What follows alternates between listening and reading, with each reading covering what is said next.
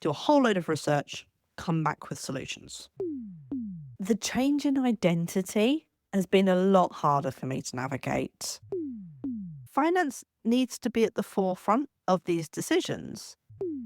Some things matter and some things don't. This is the Education Business Podcast for all founders and business owners in the education sector. This podcast is for you if you have an education business or you're thinking about starting one. That could be tutoring, publishing, holiday clubs. It really doesn't matter. You're in business and you're also in education. But most of all, you're focused on improving outcomes for children in the way you know best, through your business. I'm Claire Riley, co-founder of educational resources website Classroom Secrets, and I'll be sharing how to make your education business bigger, better, and have more impact through my own experiences and also the conversations I have with other founders and business owners in education. The Education Business Podcast is sponsored by Classroom Secrets, helping you to support your children's learning.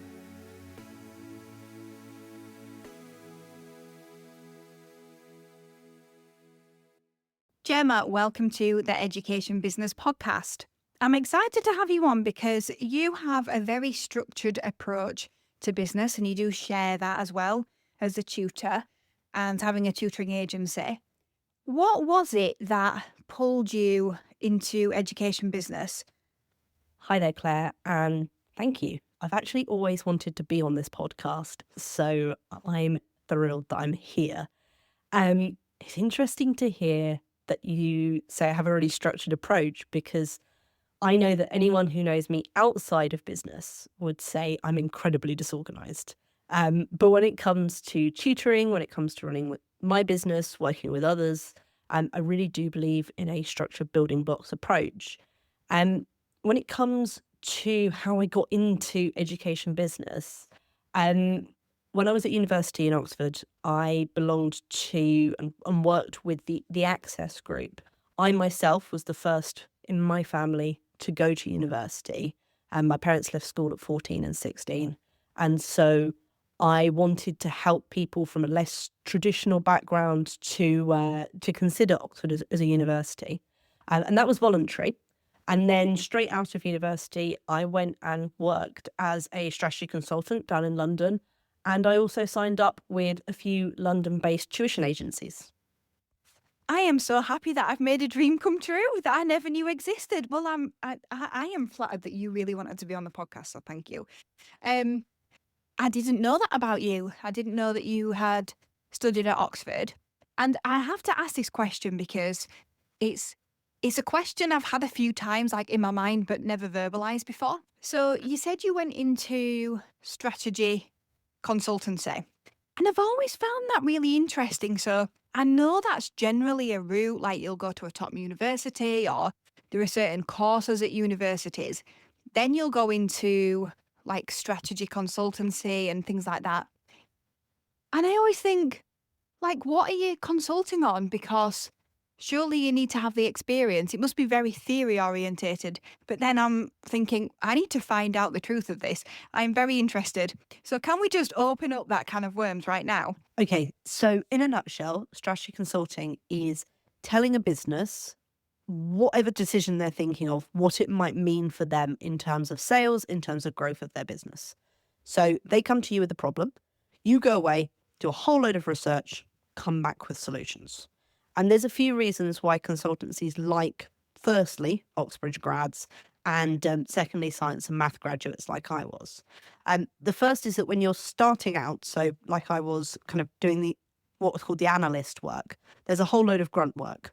So you call up existing customers, you ask them questions, you do the research into competitors, you look at potential business opportunities. So I worked for a project where I had to look at all of the large-scale serviced apartments with concierges usually in it, existing for the whole of the UK, including student buildings.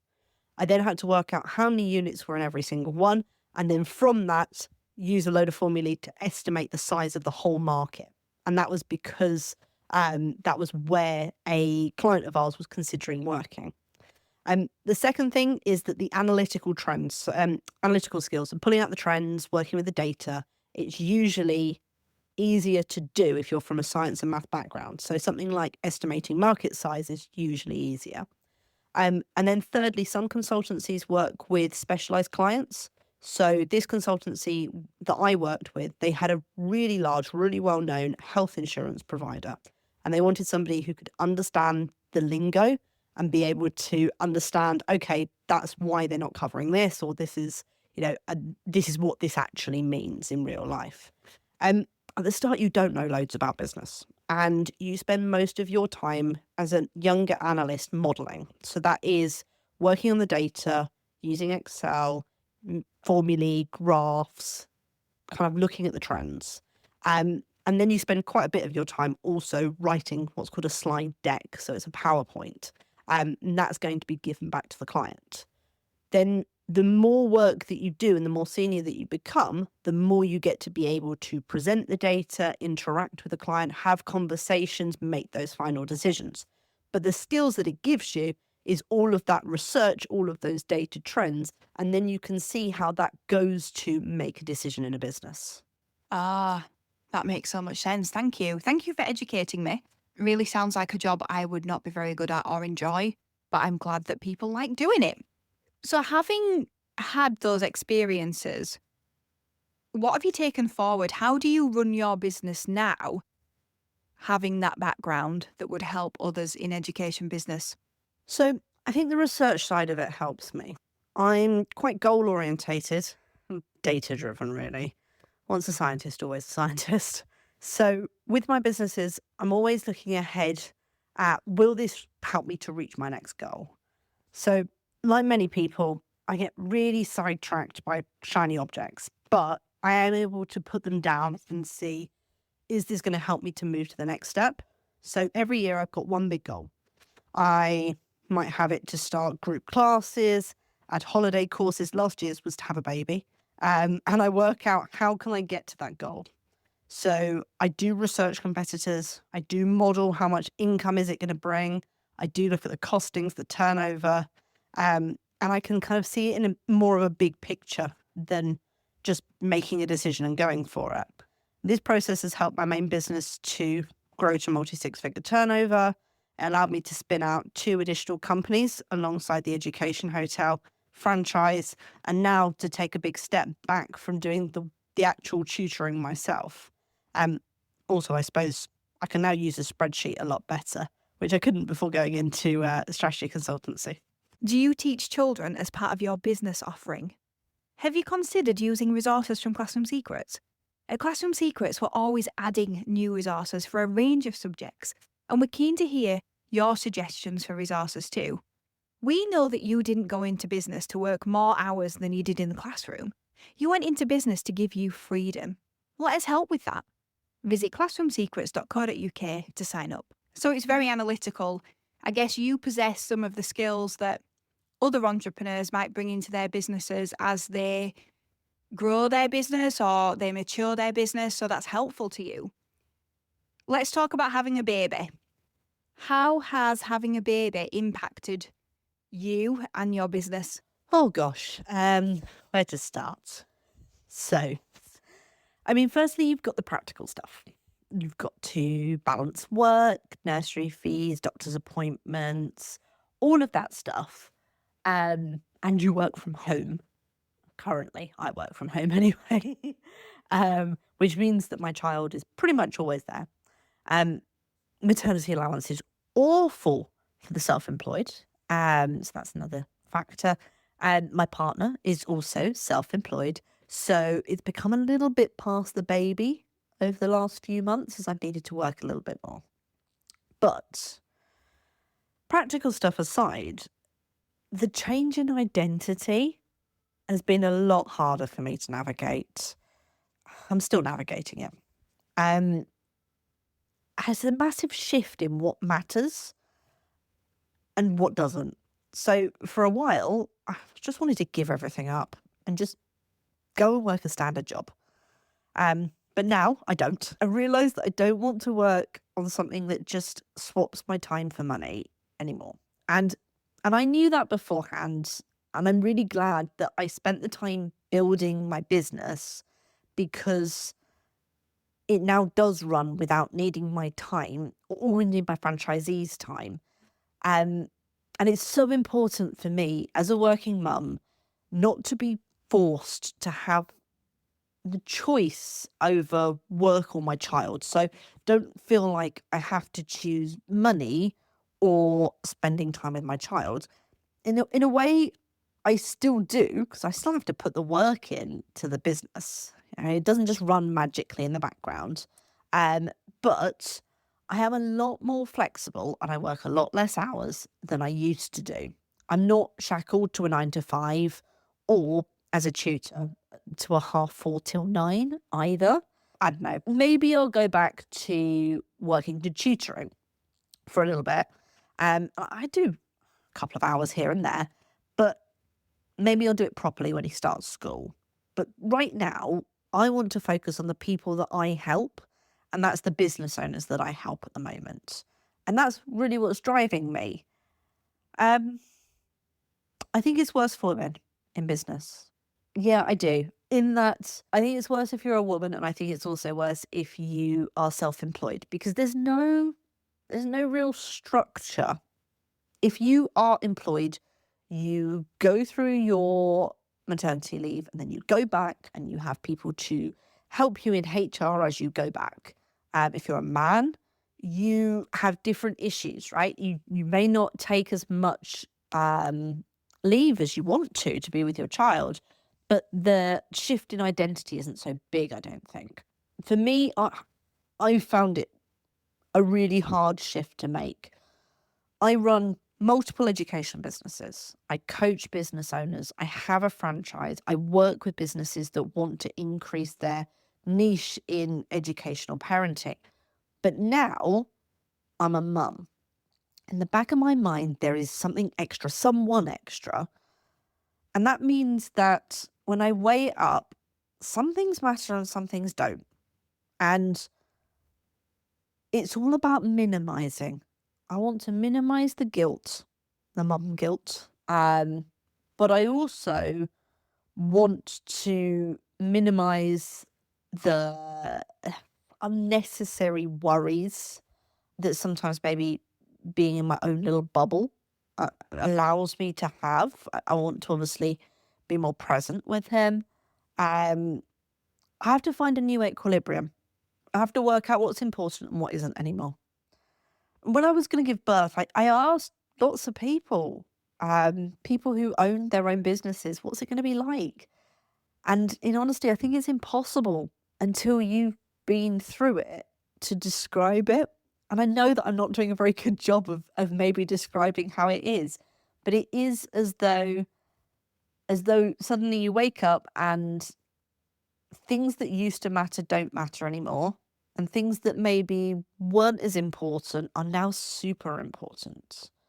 And dealing with that shift as well as that change in identity. So I am no longer the director of the education hotel. I am something else. And I love being something else.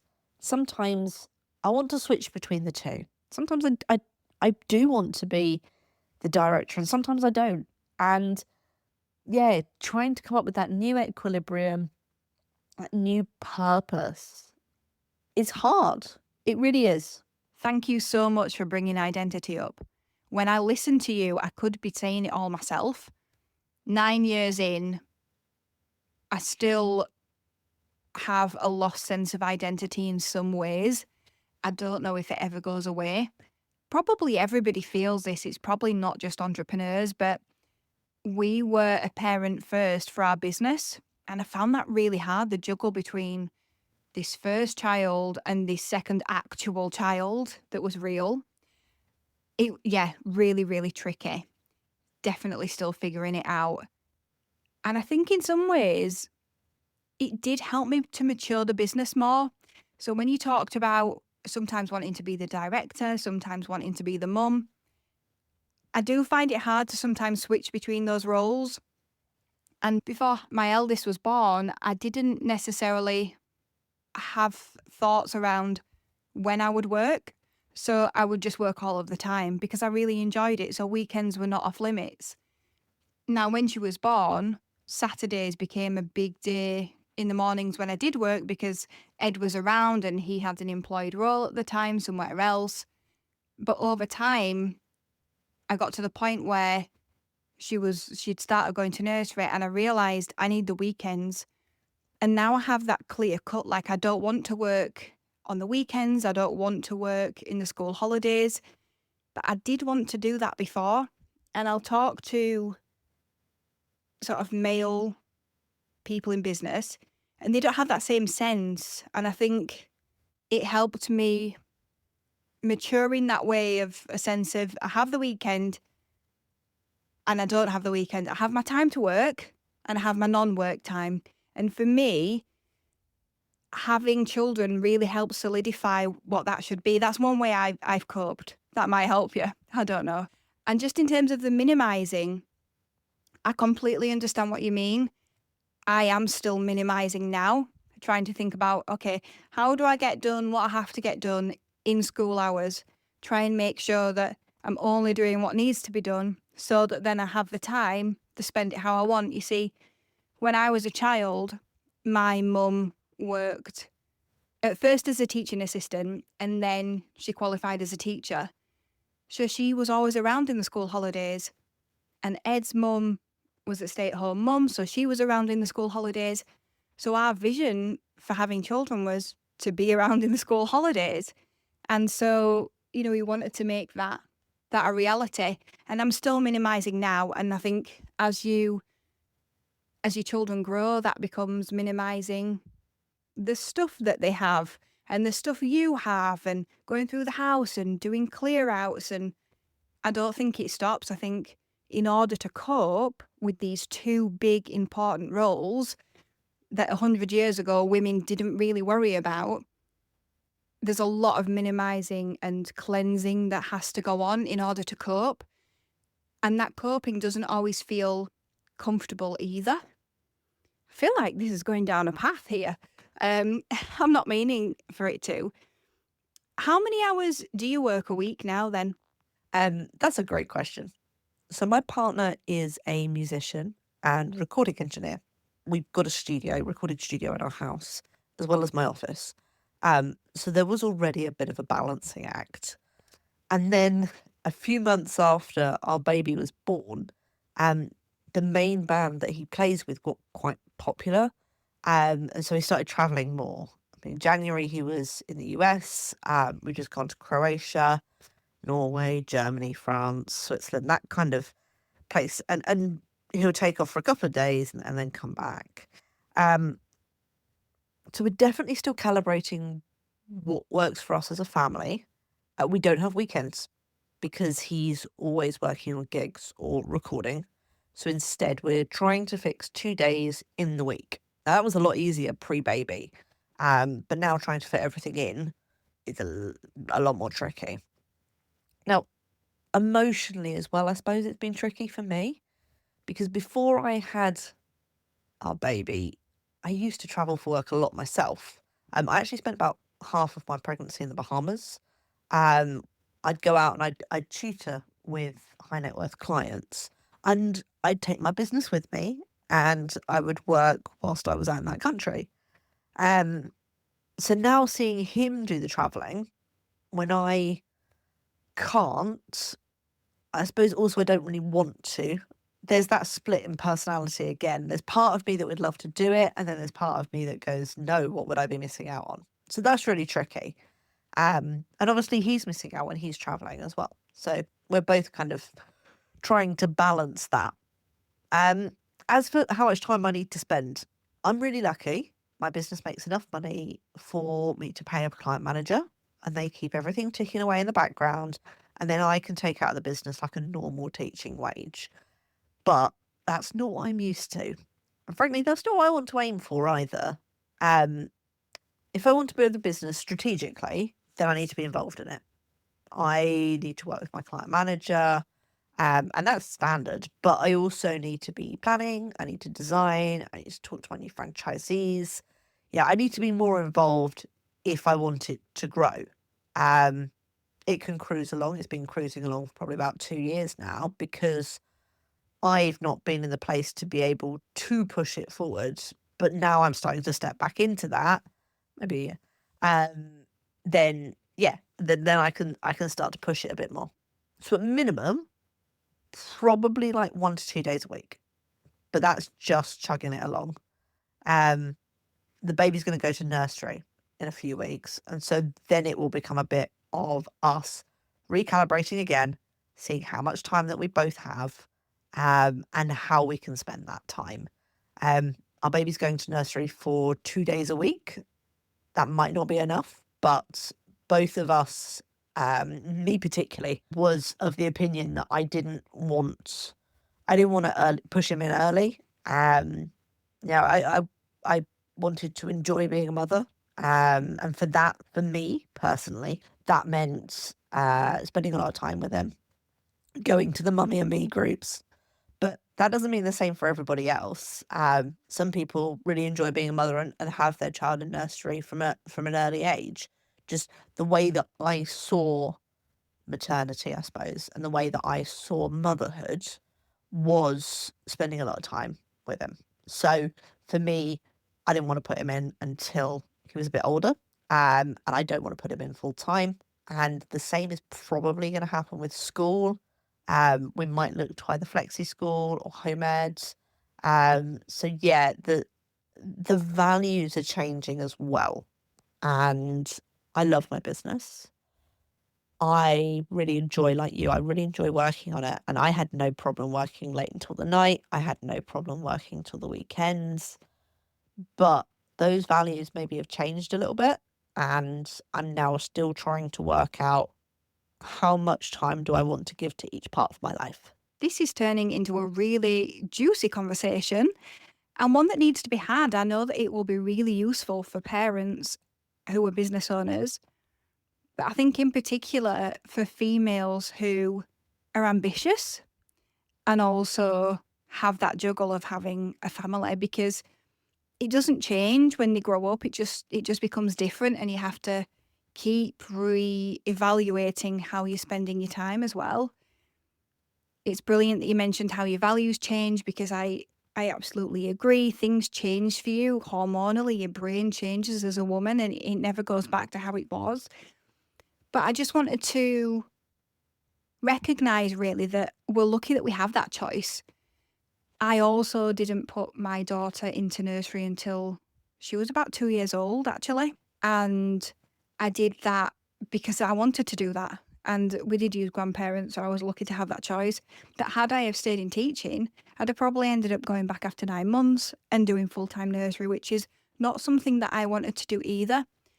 So how amazing that we have a choice, that we've created a choice for ourselves. And sometimes people think business is all about making money, or that's what people are expecting. But it can also be about the life you want to create for yourself as well. How do you see your business changing over the next 3 years? Oh, okay, gosh. You've probably picked the hardest time point. 10 years, easy. I'm on track to be financially retired at that point. 5, I'm probably going to go back to tutoring, like more myself. 3 is really tricky because I've got this balance, right, that I need to get used to between mumming and running businesses. And I'm only having one child. So I don't want to look back and think, oh, I wish I'd done this differently. I think I worked too much. Now, I'm always going to look back and think, I wish I did this differently, but I don't want work to be maybe the reason for it. So at the moment, I've built what I think is a great tuition business. But now I want it to get to more people. I want to support more families. And so we're doing that, working with partners. We're looking into alternative provision, working with schools. We've recently started franchising. So helping people who are mums or who are ex-teachers who really want to get off that hamster wheel of working all the evenings as a tutor and actually want to start owning their own agency. And then I want to add value to what we've already got so that we can support our tutors and our families more effectively. We already add quite a lot of additional value into what we do, but there's always room to improve. Now, I suppose what I tried to do differently now than maybe the first part of business growth is that the first 5 years, 6 years was very much me driven. And I think it needed to be, because I needed to work out what I wanted the business to be, what its strengths was, where I wanted to spend that energy. But now this bit is very much driven by other people. It's supported by me. So our franchisees are supported. I've got a partnerships manager. He works with me in order to work with our partners. We've got a client manager who deals with our clients. But I'm very much taking a step backwards. Whereas pre-child, I was probably very much the face of it. And I don't want to be. It was just the quickest way to grow it. I've also got another small business. It's one that often isn't mentioned because it's not on social media and its clientele is quite different. So I run something called Top School and Uni. It's a education consultancy and it helps people to find the right schools and universities for them. So I don't talk about it as much because the clients that I deal with are typically quite private, and it's maybe not as it's not as easy to talk about. So it's not as on social media as much. But I really want to help get that out there a little bit more, do some more networking, meet with some more people in that field because I've been away for a year and I think I probably need to, get back into it. And then obviously I'm returning to strategy consulting. So I'm working with small businesses in education, in training and kind of child related industries. And I love it. Absolutely love it. I really want to do some more of it. So definitely that end. I've also started writing, which for me is really tricky because I'm dyslexic. And until AI came along, I did not think I would ever be able to contribute to writing in any way. But now it's there, it can help me organize my thoughts. And again, I'm really enjoying it. I am a restaurant reviewer, which is one of those fun little hobbies to have on the side. I go out, I try different restaurants, I write about my experience with them. And yeah, I want to do some more writing. I want to do some more speaking. So that's fine. That's all quite woolly for me anyway. So I really do need to sit down and I really want to flesh that out, especially now that my little one's past that newborn stage. So he's not a newborn anymore. He's going into nursery. So that gives me a little bit more space. Now, in the back of my mind, I'd love to go back to some residential tutoring, but I don't think that's going to happen for another couple of years. And I think maybe the next 3 years for me is more about the non-tutoring stuff and actually pushing forward with the business. And whether I will reach that 5 years, go back to tutoring is very debatable. And I know that if I need to make a quick buck, it's there. It's something I'm good at. It's something I know I've got a lot of knowledge in. I know I can do it. But it might not be the thing I want to do by the time it comes back. And I think one of the things that has really helped me to get to where I am is being quite flexible with what I can do. So who knows, I suppose. But yeah, that's maybe the 3 years. As I said, that's quite woolly for me. You have got a lot of plates to spin, and I get it because I do this to myself as well. I'll run more than one business and I'll take on more than one thing in the company, and then I'll do some shows on the side. But do you ever get to a point where you think, it was a good idea when I thought of it and I wanted to start it, but now I regret the fact that I'm juggling so many things at the same time? Not really. My ADHD, the shininess is part of the fun for me. Plus, over the last 2 years, I've been making a real conscious effort to step back from the day to day. What tends to get more frustrating for me is when something plateaus. Like the immediate wins, the kind of dopamine hits it are great. But in every business, you reach a plateau. And that's really tricky for me because it makes me lose focus. It makes me think, oh, I'll start this thing over here. And, we know business growth is not a linear trajectory. You don't always go up. There's stops and starts on the way. So I find those quite tricky. I did start a business that I quickly shut down about 5 years ago. It was a subscription box for 11 plus. Demand was there, but I actually found that I hated running it. I got no joy out of it. I found it really stressful.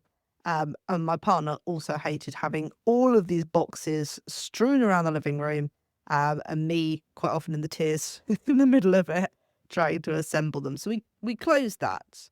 But I think now the joy, the interest comes from planning. It may sound really old. I still love tutoring. I still love the working one-to-one with a student, but I also really like now working with my team, and I'm really lucky I've been able to evolve to have a team. Franchising, working with people who are stepping into tutoring for the first time, coaching, supporting people, and helping them to plan their businesses. So I suppose I really enjoy the tutoring bit and I really enjoy the planning bit. The actual bit of the running the business is the bit that I've been trying to step back from. Yeah, I'm not a massive fan of the day-to-day running of things either. Can be quite boring, and it's not new. Probably where I struggled is when you have a team and then it makes it harder sometimes to do the new things or for the new things to happen quickly enough, because they can't necessarily happen as quickly as when it's just you switching and changing your priorities. You've committed to do other things, and that can be quite difficult. Gemma, I just want to say thank you so much for being a guest on the Education Business Podcast. In your mind, what have we not talked about that we should have talked about that would help other education business owners? Finance. I think so many people in business stay away from it. They fear talking about money, especially in education. We tend to focus on their helping students, we're helping teachers, we're helping tutors. But money is something we need to have in the back of our mind, and I'm quite vocal about it. It's the thing that got me into business. When I started tutoring, I wanted to earn 60,000. And that was because that was what I was earning when I left strategy consultancy. Then it became six figures, more for the idea, the success than anything. And actually, definitely not something I'd recommend, just purely doing it out of wanting success. But then I discovered that what I wanted to follow, which is something called financial independence. And that allowed me to focus on what I really wanted out of my earnings. And that's a kind of a conversation for a different time. But I think a lot of female business owners, especially mums, especially in education, think that they need to be happy with earning a teaching wage, or I'm doing this part-time, so I'm only ever going to earn part-time. But for me, finance needs to be at the forefront of these decisions. If you're going to put all this effort in, personally, I want to earn for it. I want to be recognized. And the way that I want to do that is in money. I am not I suppose that not somebody who goes in for lots of awards. I'm not someone who necessarily goes to speak at things just for the sake of it. I'm doing this as a business, and therefore my time is worth money. So for me to be recognized, to be seen, I suppose to be seen as successful, but more for the reasons of what I want out of it, then I absolutely need to consider finance. And it needs to be part of what everyone considers when they start their business and also when they're running it, when you're making a decision. Is it something that's going to earn in the long term? Is it something that's going to contribute? Not everything has to be money generating. Some things we do because we are supporting, say, tutors, for example, in the education hotel, but that all has an impact on how much we earn. And I think we can't go through business pretending that it doesn't exist. That could be a whole new podcast episode, couldn't it? All about money. I agree, though. I think there can be a stigma from education, also from women. What I'd add to it is that you need to be on this constant journey of figuring out what you value and what you want to spend money on. And I feel like I have been presented with some choices recently as well around that. We're wanting to travel more as a family. Now the kids are a bit older. And you come into it really as someone who has a certain level of success with other people's expectations that might not necessarily be yours. I think what I've learned is everybody's different. It doesn't matter how much money they have. What they should do is buy what they value and not buy what they don't value. I wanted to mention that because I feel like there's a bit of a movement online around how you should always be going for the best. But if you don't value that, then that is going to be in misalignment for you. And it's not going to help you create more wealth. You're just going to feel more frustrated. So I think we all value different things and we all spend in different areas. There'll be some people who really enjoy shopping in a charity shop and have loads of money in the bank. There'll be other people who like to travel first class. There'll be other people who send their children to private school. These are all things that people can value. And also, those values can change as well over time because of circumstances, or maybe different things happen or different opportunities present themselves. And then things can change. And equally, any of those things could be for a short season and then not after that. So I actually think, yes, have in your mind money, but also be really mindful and really aware of how you want to spend it, how you value money. And that has been a really big learning for me and something that I always try and keep at the forefront of my mind and stay on the journey with as new opportunities present themselves. I really try and think to myself, what is it I value? How do I want to do this thing? What will be our way as a family right now? And think it through.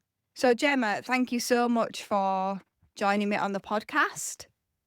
Hopefully one day we'll get to chat again, maybe about money, who knows? But yeah, thank you. Thank you for listening to the Education Business Podcast. This podcast is sponsored by Classroom Secrets.